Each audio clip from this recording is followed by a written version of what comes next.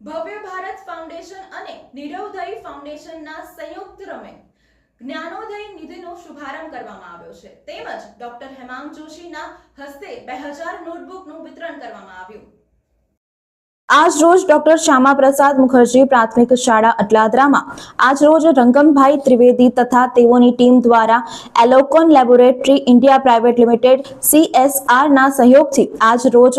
Project જ્ઞાનોદયની શરૂઆત કરવામાં આવી, જેમાં વિદ્યાર્થીઓને 2000 નોટબુક તથા 10 કોમ્પ્યુટર ધરાવતી લેબોરેટરી, 2 નમો યુવા કોર્ડિનેટ કેન્દ્ર, 4 મેથેમેટિક્સ સ્ક્વેર આવનારા દિવસોમાં 7 નગર પ્રાથમિક શિક્ષણ સમિતિની સ્કૂલમાં પ્રોજેક્ટનો શુભારંભ થશે। આજે માધ્યમિક શાળામાં ધોરણ 9 અને ધોરણ 10 2000 નોટબુકનું વિતરણ કરવામાં આવ્યું હતું, જેમાં આજ રોજ વડોદરાના સાંસદ ડોક્ટર હેમાંગ જોશીના હસ્તે નોટબુકનું વિતરણ કરવામાં આવ્યું હતું, જેમાં ઉપસ્થિતિમાં નગર પ્રાથમિક શિક્ષણ સમિતિના ચેરમેન નિમેશ પંડ્યા, નગર પ્રાથમિક શિક્ષણ સમિતિના સભ્ય કિરણભાઈ શાડુકે, સભ્ય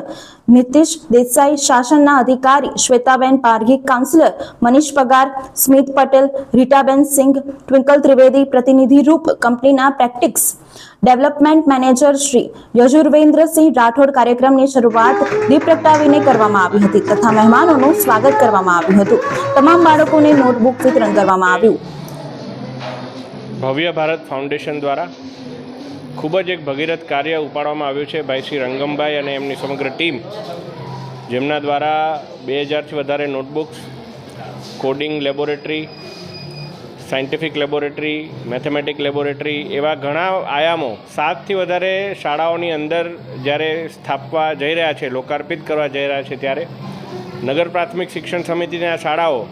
કે જેમાં માનનીય વડાપ્રધાનશ્રીના અંત્યોદયની વિચારધારાને ફલીભૂત કરતા માનનીય ચેરમેન અને સમગ્ર ટીમ, સમગ્ર શિક્ષકો જ્યારે કાર્ય કરી રહ્યા છે, ત્યારે આવા ભગીરથ કાર્ય બદલ ભવ્ય ભારત ફાઉન્ડેશન, રંગમભાઈ અને અમારા